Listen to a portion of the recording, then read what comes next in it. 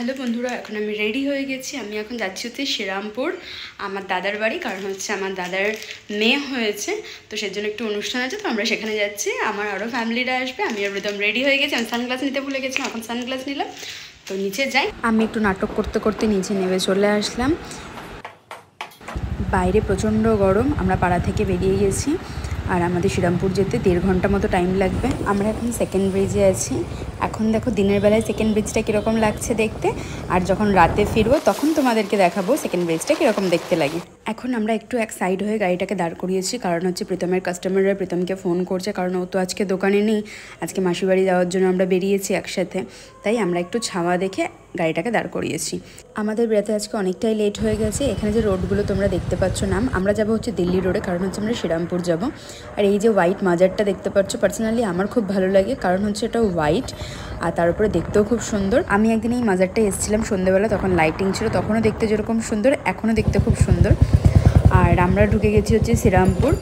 মাসিদের জন্য মিষ্টি নেবো, কারণ আমাদের তাড়াহুড়োর মধ্যে মিষ্টি কেনা হয়নি, তো আমরা এখান থেকে মিষ্টি কিনে নিয়ে যাবো। প্রীতম আমাকে হেলমেট খুলে দিচ্ছে, কারণ আমার দুটো হাতেই ফোন আছে।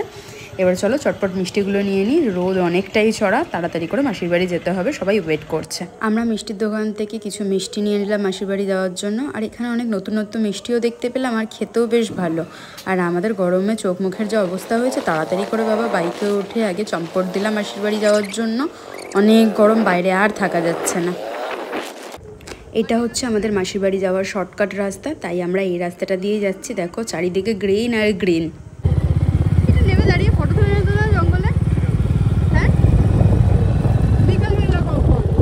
বেশিরভাগ মানুষ যারা শহরে থাকে তারা কিন্তু গ্রাম খুব ভালোবাসে।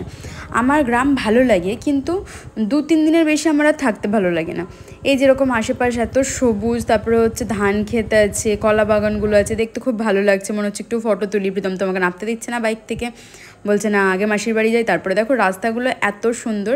এর আগে যখন আমরা এসেছিলাম না, রাস্তাগুলো কিন্তু মাটির ছিল, এখন দেখছি সব রাস্তাগুলো পাকা করে দিয়েছে। আর আমার এরকম রাস্তা খুব ভালো লাগে, দুদিক দিয়ে গাছ থাকবে, মাঝখান থেকে রোড থাকবে। তো আমরা মাসির বাড়ির কাছাকাছি চলেই এসেছি।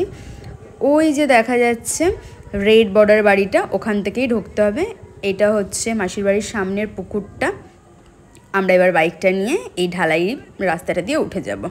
তোমাদের কাদের কাদের গ্রাম ভালো লাগে তোমরা আমাকে কমেন্ট বক্সে জানিও।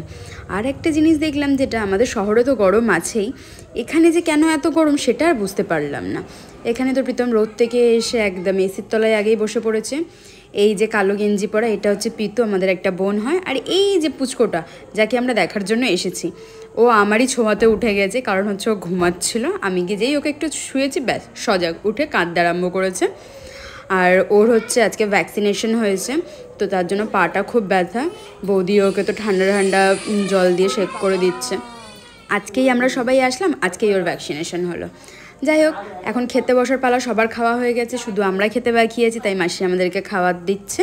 খাওয়া দাওয়া শেষ হওয়ার পর বাচ্চাটা একটুখানি চুপ করেছে, তো আমরা ওকে ভাবলাম যে গিফটটা এনেছি সেটা পরিয়ে দিই।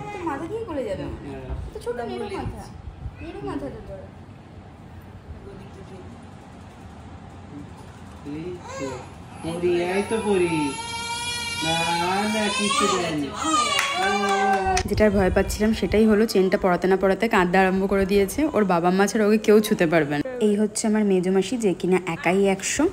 আর মাসি এত বড় হাঁড়িতে বিরিয়ানি রান্না করেছিল।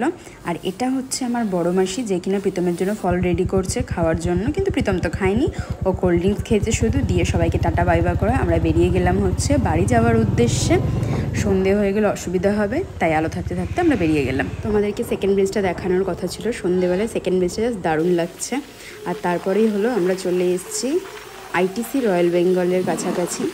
তো এইটা ব্রিজ থেকে দেখতেও খুব সুন্দর লাগে, তাই আমরা বাইকটাকে একটু সাইড করে আমরা এখানকার কটা ফটো তুললাম আর কিছু ভিডিও করলাম, যেটা তোমাদেরকে আমরা ভিডিওতে দেখাতে পারি। আমরা চলে আসলাম বিশালের হোটেলে। দেখতেই পাচ্ছ খাবার দাবার নিয়ে খেতে বসে গেছি আমরা। আমাদের যাওয়ার পথে বিশালের হোটেলটা পড়তো, তাই ভাবলাম একটু দেখা করেই যাই, আর একটু রেস্টও হয়ে যাবে। সেই কারণে আমরা ওর হোটেলে এসেছি। ইনি হচ্ছে এই হোটেলের মালিক আর প্রীতমের বেস্ট ফ্রেন্ড বিশাল পাত্র। বিশালের হোটেলেই আমরা 1-1.5 ঘন্টা মতো থেকে গেলাম। অনেকটা লেট হয়ে গেছে, বাড়ি ফিরতে হবে। ভিডিওটা আজকে এখানেই শেষ করছি। ভিডিওটা ভালো লাগলে লাইক, কমেন্ট অ্যান্ড সাবস্ক্রাইব করে দিও। চলো সবাইকে টাটা।